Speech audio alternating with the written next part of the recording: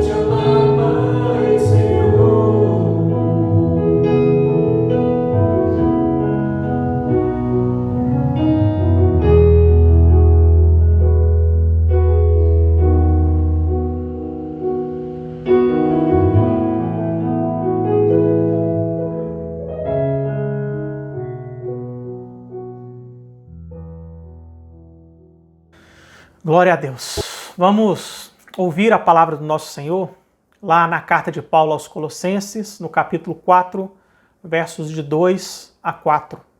Colossenses 4, versos de 2 a 4. Eu vou fazer a leitura na versão da Bíblia Nova Almeida atualizada. Continuem a orar, vigiando em oração com ação de graças. Ao mesmo tempo, orem também por nós, para que Deus nos abra uma porta à palavra, a fim de falarmos do mistério de Cristo, pelo qual também estou algemado. Orem, para que eu torne esse mistério conhecido, como me cumpre fazer. Senhor Deus, Pai querido e Pai amado, nós lemos a Sua palavra, cremos, Deus, ser palavra inspirada pelo Seu Santo Espírito. E te rogamos que nesse momento o Senhor nos dê iluminação nos nossos corações e nas nossas mentes, para que possamos compreender a boa, perfeita e agradável vontade do Senhor para as nossas vidas. Em nome de Jesus. Amém.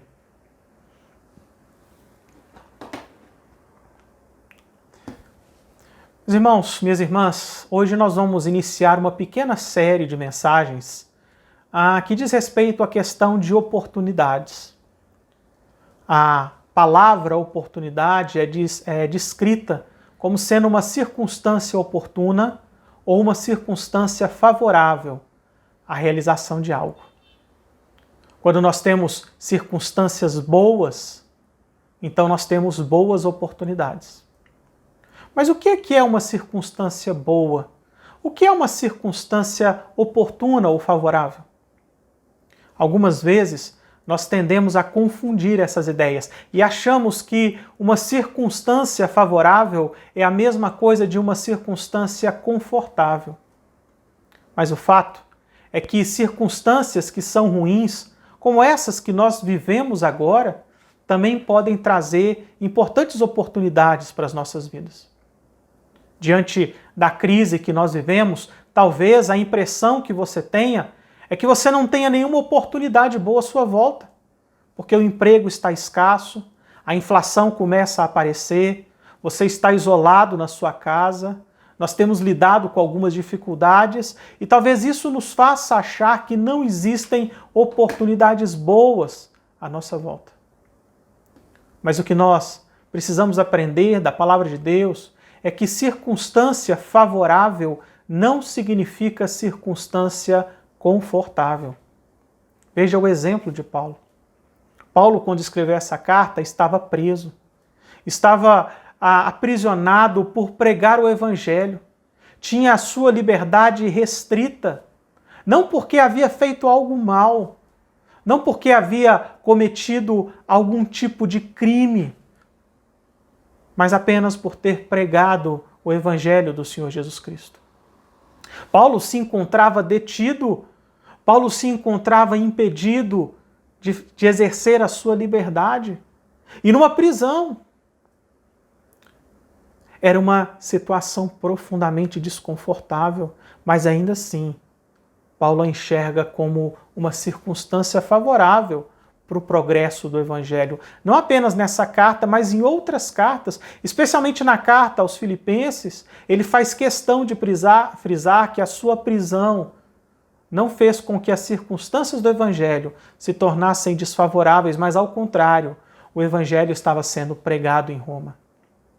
Circunstâncias desconfortáveis, circunstâncias dolorosas e até mesmo circunstâncias calamitosas como essas que nós vivemos não significam que nós não teremos nenhuma boa oportunidade na vida. O que acontece muitas vezes é que nós não entendemos o que é uma oportunidade realmente boa. Às vezes achamos que boas oportunidades estão ligadas com questões materiais somente. Uma boa oportunidade é um carro a um preço abaixo da tabela.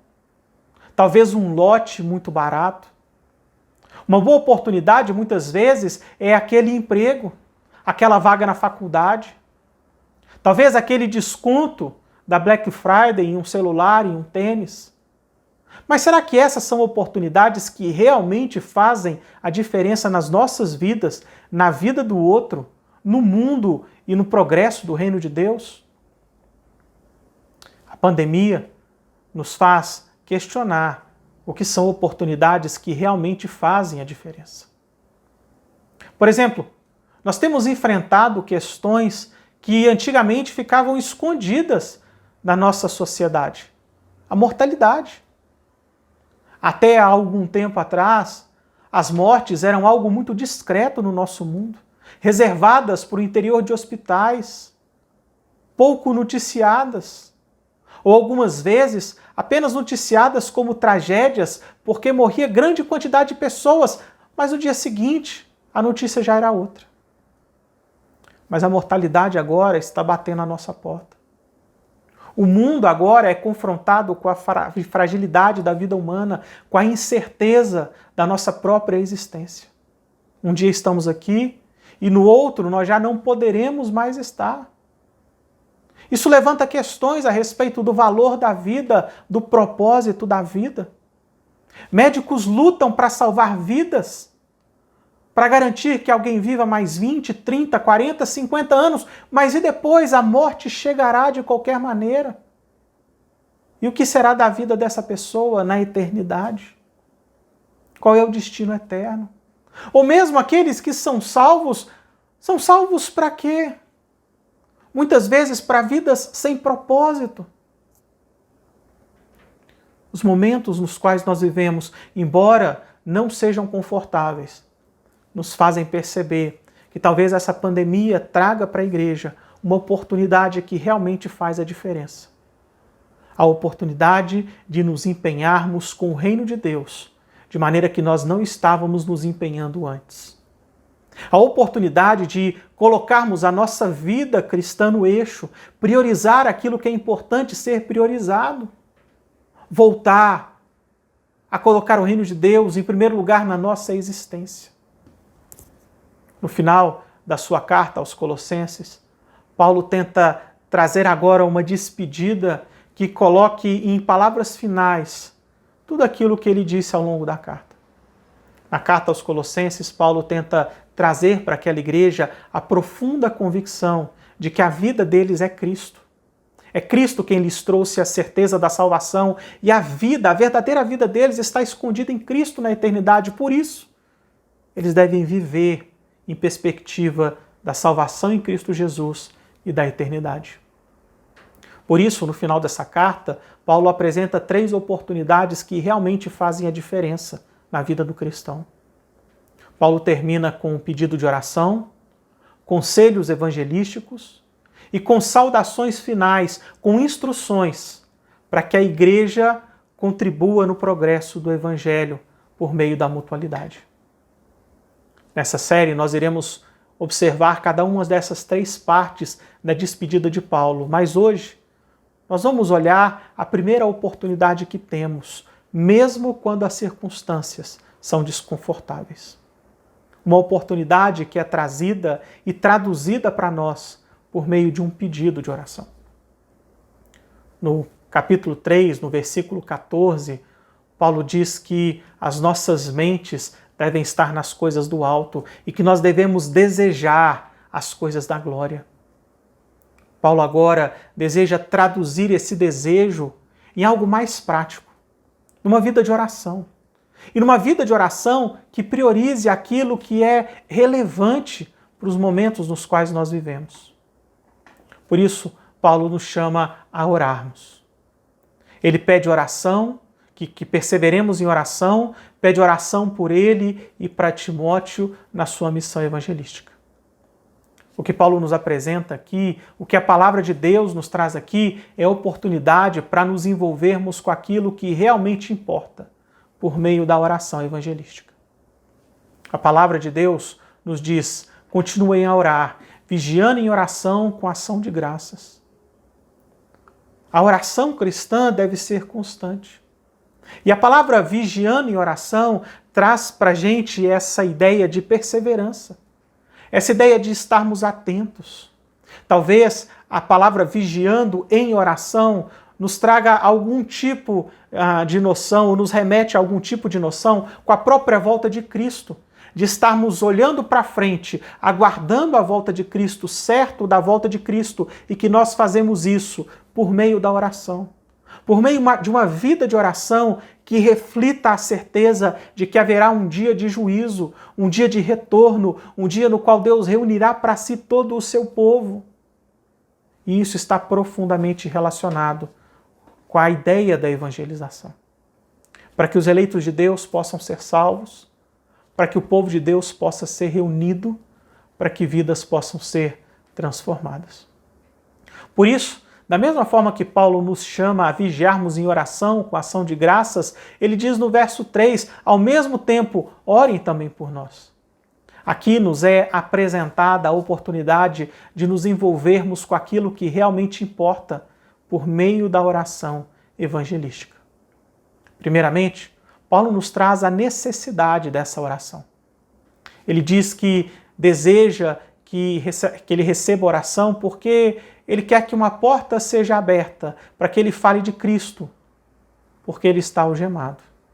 Paulo menciona a sua prisão nessa carta, assim como menciona a sua prisão em outras cartas. Portanto, nós sabemos qual é a situação de Paulo, qual é o contexto de Paulo. Paulo enfrenta o aprisionamento porque ele prega Cristo Jesus como o Senhor de todas as coisas. Na medida em que o reino da luz avança, o reino das trevas resiste ao avanço da luz. E essa resistência se manifesta de muitas formas.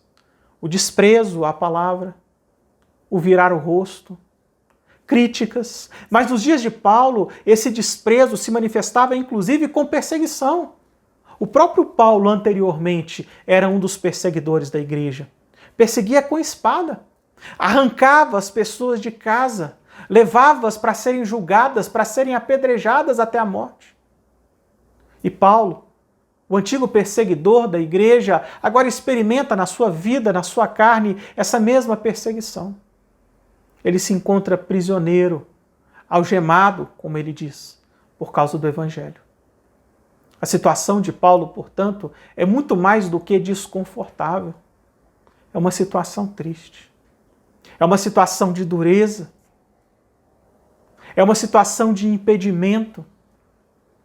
Mas não deixa de ser uma situação na qual ele observa oportunidades.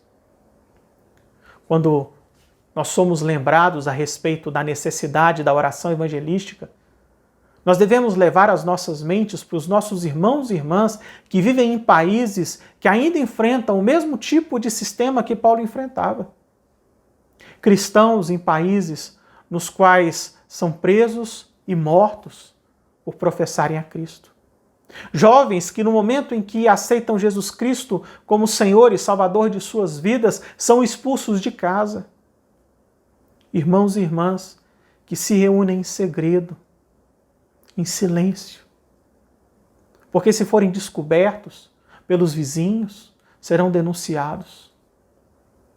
Ainda existe muita oposição aberta, clara e violenta contra a palavra de Deus.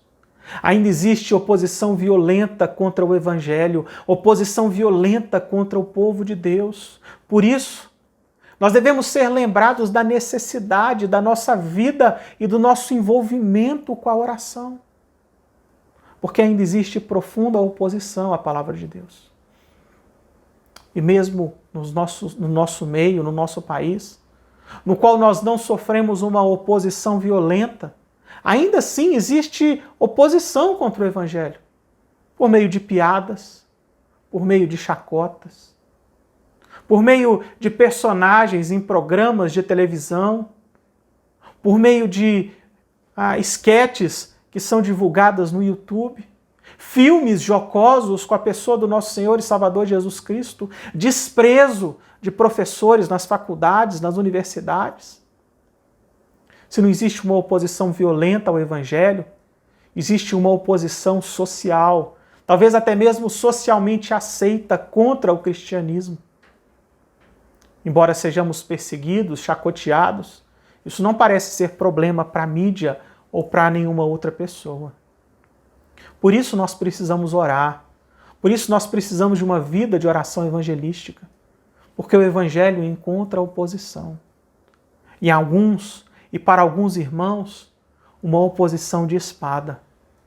Para nós, no nosso país, uma oposição de constrangimento social e de constrangimento moral. Por isso, nós devemos nos envolver com a oração evangelística. Por isso, nós devemos aproveitar essa oportunidade para nos envolvermos com aquilo que realmente importa, orando, porque é necessário orarmos. Além disso, nós devemos aproveitar a oportunidade de nos envolvermos com aquilo que realmente importa por meio da oração evangelística, por causa daquilo que é necessário que aconteça para o progresso do Evangelho. Esse é o pedido das nossas orações. Quando Paulo pede que nós estejamos orando por ele é bem específico naquilo que ele pede oração. Ele diz para aquela igreja, ao mesmo tempo, orem também por nós, para que Deus nos abra uma porta à palavra. A oração que Paulo faz para aquela igreja não é uma oração para que ele seja liberto. A oração dele não é para que seja aberta uma porta para ele. A oração não é que seja aberta uma porta para a sua liberdade. Não, a oração de Paulo é para que mesmo que ele permaneça preso atrás das grades, para que a palavra possa fluir, para que a palavra possa avançar. Esse é o pedido da oração. A ação de Deus, não em favor do pregador, mas em favor da mensagem pregada.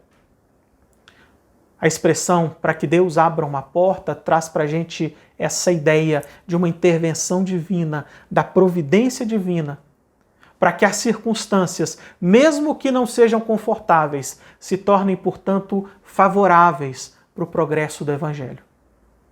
Para que corações sejam quebrantados, para que as pessoas certas sejam colocadas nos lugares certos, para que as nossas interações aconteçam nos momentos apropriados. Talvez para que nós sejamos sensíveis às necessidades do outro. A expressão que Paulo usa é uma expressão que evoca a ação de Deus nas circunstâncias. E essa deve ser a nossa oração evangelística. Para que Deus movimente as circunstâncias, para que nós tenhamos oportunidades de falar do Evangelho. Eu fiz algumas vezes na vida, e confesso que deveria ter feito mais vezes, orações muito específicas nesse sentido. Pedindo, Senhor, amanhã me dê a oportunidade de pregar o Evangelho de uma maneira excepcional.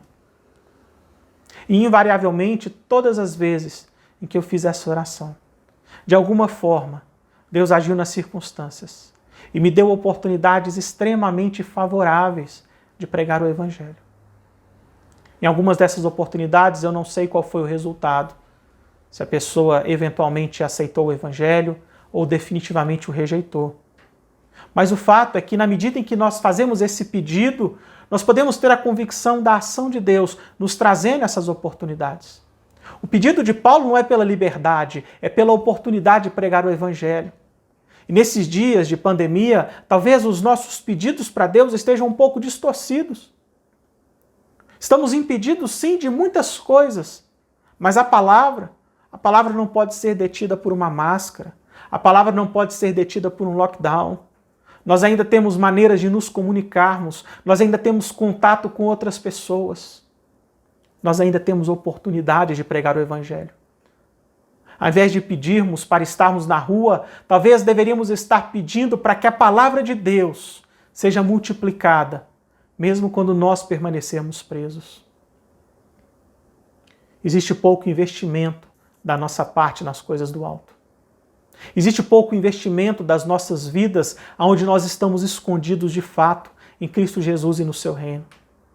Nós nos esquecemos com muita facilidade de pedir para que Deus traga oportunidades para fazermos aquilo que realmente importa.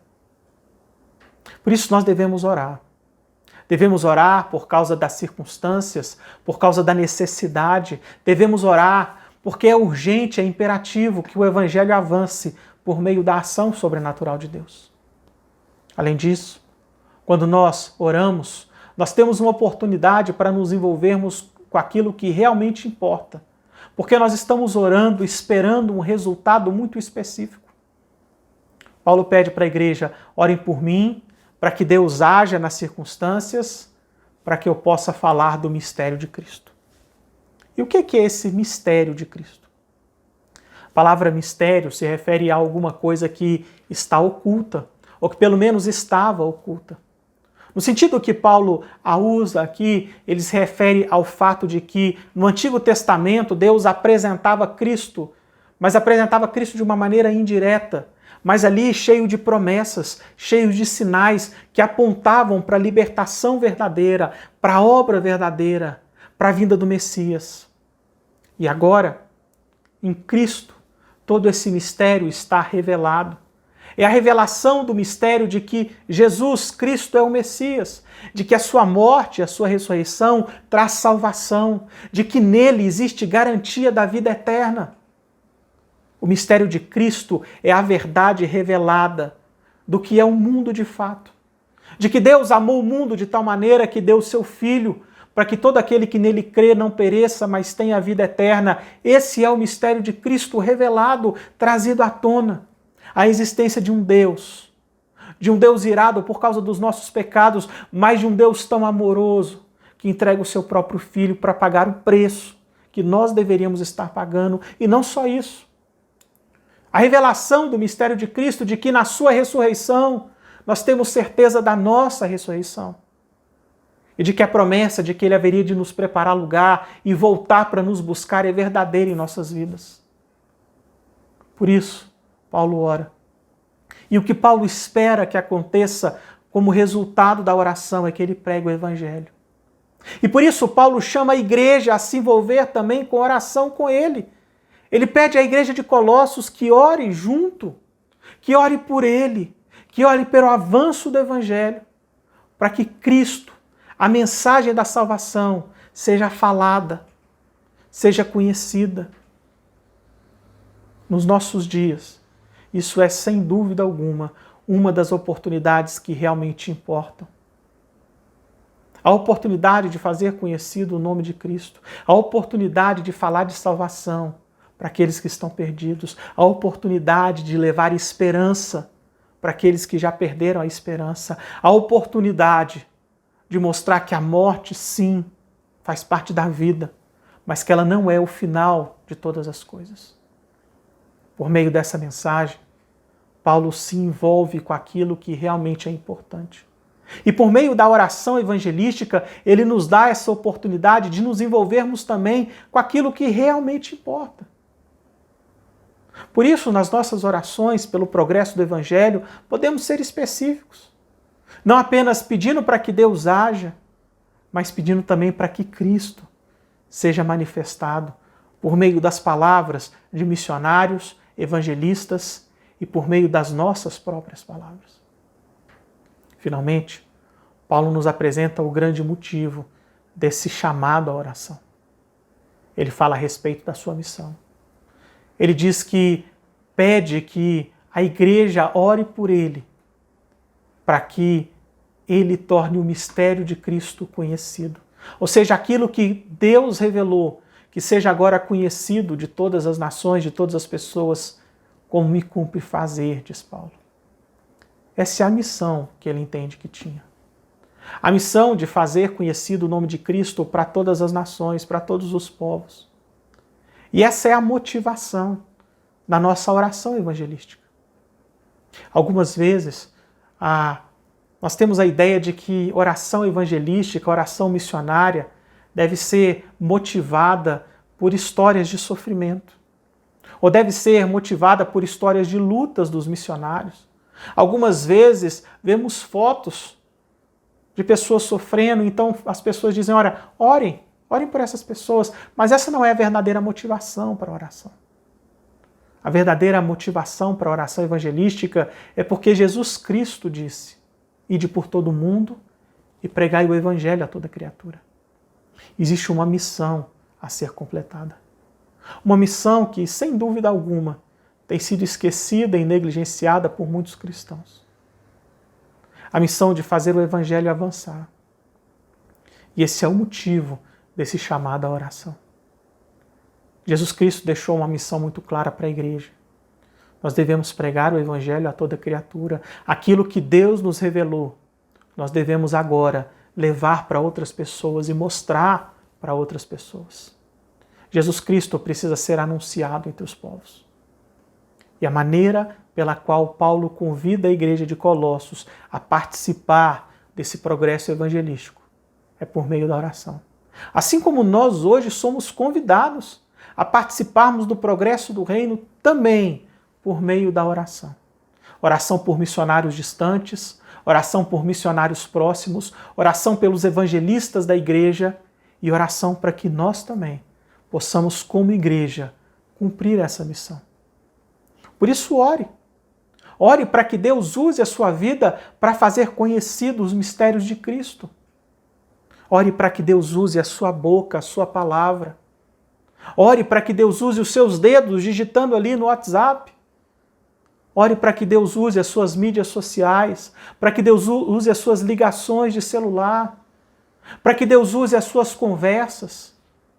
Ore para que quando a pandemia passar, Deus use os momentos nos quais você se encontra com as pessoas à sua volta. Ore para que Deus use os momentos nos quais você está no transporte público, no mercado, na padaria. Ore para que você também faça conhecido o Evangelho de Cristo Jesus por todo o mundo. Essa é uma oportunidade que realmente importa, que realmente é importante para as nossas vidas. O que é que você mais deseja? O que é que você considera mais importante nesse momento?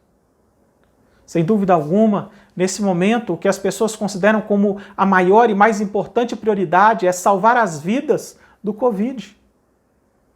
Colocar as pessoas no CTI, diminuir a sobrecarga do sistema de saúde. E sem dúvida isso é importante, mas nós estamos salvando essas vidas para quê? Para viverem mais 30, 40 anos e morrerem no desespero? Morrerem no pecado? Para viverem mais 30, 40, 50, 60 anos, o tempo que for, sem esperança, sabendo que eventualmente encontrarão um fim, sem terem um Salvador? Ore. Ore para que você se torne parte da missão. E ore para que a missão avance por todo o mundo. O que é que você, como cristão, considera uma oportunidade de ouro? Qual é a grande oportunidade que você espera ter na sua vida nessa semana? Eu espero que você esteja desejoso de ter uma oportunidade que realmente faz a diferença. De ter a oportunidade de orar pelo avanço missionário, pelo avanço evangelístico. Na semana que vem, nós veremos um dos desdobramentos dessa oração. É a oportunidade de efetivamente nos envolvermos com a evangelização. Mas nesse primeiro momento, é a oportunidade de orarmos por isso. Portanto, ore. Ore para que Deus abra portas para que você tenha a oportunidade de pregar o evangelho. Ore para que evangelistas da nossa igreja tenham a oportunidade de fazer conhecido o mistério de Cristo. Ore para que os missionários, tanto no Brasil quanto no mundo, possam continuar fazendo avançar o ministério da palavra. Será que só porque as circunstâncias não são confortáveis, nós não temos oportunidades que realmente valem a pena? Será que orarmos por missão, orarmos pelo progresso do Evangelho, algo que podemos fazer dentro de casa com as portas fechadas, será que isso não é uma oportunidade extremamente valiosa, mesmo em dias de pandemia? Mesmo quando as circunstâncias são calamitosas? Meu irmão, minha irmã, nós temos oportunidades maravilhosas, mesmo com a igreja fechada. Você pode entrar no seu quarto, fechar a porta, se colocar de joelhos e ali participar do progresso do reino de Deus. E isso é uma oportunidade que realmente faz a diferença. Será que a pandemia traz algum impedimento para a sua oração? Será que a pandemia te impede de participar no progresso do Evangelho por meio da intercessão? Eu creio que não. E mesmo para aqueles que estão no campo, a pandemia apresenta desafios gigantescos. Mas ainda assim, eles não são impedidos de pregar o Evangelho, na medida que Deus abre portas e, como a Bíblia nos diz, é pela oração do povo que o missionário tem a expectativa de que as suas portas sejam abertas. Por isso, a pandemia tornou muito mais urgente a nossa oração agora em favor de missionários e missionárias espalhadas pelo Brasil e pelo mundo. Eu queria terminar essa mensagem te fazendo um desafio. Que você invista a sua semana em oração. Ore. Ore conforme a palavra de Deus nos ensinou nessa noite. Ore por todos os missionários, por todas as missionárias, por todos os evangelistas da nossa igreja. E ore por você. Ore para que Deus abra uma porta à palavra. Ore para que essa porta aberta Permita com que o mistério de Cristo seja falado no mundo, no Brasil, na nossa cidade e por você, aos vizinhos, amigos e parentes. Ore. Ore para que as circunstâncias desfavoráveis não representem uma falta de oportunidade, mas para que Deus possa transformar aquilo que é desconfortável em oportunidade concreta de se envolver com o Evangelho. Ore. Ore para que o mistério de Cristo se torne conhecido. Ore. Ore porque essa é a missão da igreja, esse é o chamado da igreja. E se você puder, entre no site da APMT, Agência Presbiteriana de Missões Transculturais, é www.apmt.org.br, ou então no site da Junta de Missões Nacionais da Igreja Presbiteriana, www.jmnipb.org.br. Eu vou colocar o link aí na descrição. Entre nesses sites, procure lá onde estão os missionários, a lista de missionários, e ore por eles. Entre em contato com eles pelo WhatsApp. Veja quais são os motivos de oração. Será que as circunstâncias desagradáveis da pandemia não são um chamado de Deus para que nós tenhamos a oportunidade de nos envolvermos com aquilo que realmente importa, por meio do início de uma vida de oração em favor do progresso do Evangelho? Que Deus possa te abençoar nesse sentido. Senhor Deus, Pai querido e Pai amado, nós vivemos dias profundamente desconfortáveis e desagradáveis, Pai. Mas nós cremos que porque o Senhor é o Deus Todo-Poderoso, o desconforto, Pai amado, não representa falta de oportunidades. Nós cremos nessa noite, Pai, que na verdade, diante da pandemia, diante do lockdown, o Senhor está nos chamando à oportunidade de orar pelo progresso do Evangelho. E isso realmente importa. Portanto, Deus, que nós possamos ter no nosso coração a motivação de fazer conhecido o Evangelho de Cristo Jesus para toda criatura. Que as nossas orações, Pai, possam ser concretas, no sentido, Deus, de pedirmos o mover sobrenatural do Senhor, para que o nome de Cristo seja anunciado. E é isso que nós pedimos essa noite, Pai. Essa noite, Pai, nós rogamos e nós pedimos para que o Senhor abra as portas para o progresso do Evangelho do Senhor, Pai. Que o Senhor abençoe, Pai, os evangelistas da nossa igreja. Que o Senhor os abençoe, Pai, dando para eles oportunidade de pregar o seu Evangelho, apesar da pandemia, Deus. Que eles possam anunciar, Pai, as maravilhas de Cristo. Nós oramos, Deus, para que nessa semana o Senhor mova as circunstâncias, de forma que nós tenhamos a oportunidade de falar do mistério de Cristo para alguém que ainda não conhece o Senhor, Pai. Que o Senhor, Deus querido, nos leve aonde deve levar, que o Senhor nos coloque em contato com quem devemos ter contato, para que possamos, Deus, falar do seu santo Evangelho. Ó Pai, nós te pedimos por aqueles missionários e missionárias espalhados pelo mundo, especialmente por aqueles, Pai, que têm enfrentado espada, perseguição física, Pai amado, prisão e até mesmo a morte pelo progresso do Evangelho. Ó Pai, seja com eles. Que o Senhor os abençoe, que o Senhor os fortaleça, que o Senhor traga misericórdia, paz, tranquilidade aos seus corações, acima de tudo, que tenham intrepidez no anúncio do Evangelho. Essa é a oração que nós te fazemos, em nome de Cristo Jesus. Amém e amém. Meu irmão, minha irmã, que Deus te abençoe, que você possa ter um restante de domingo abençoado na presença do nosso Deus e que durante essa semana você esteja se envolvendo com aquilo que realmente importa. Você esteja se envolvendo com as coisas lá do alto, que você esteja se envolvendo com o progresso do reino, que você esteja disposta a começar um novo normal, uma nova vida de compromisso de oração pelo progresso do Evangelho. Deus te abençoe e uma boa noite.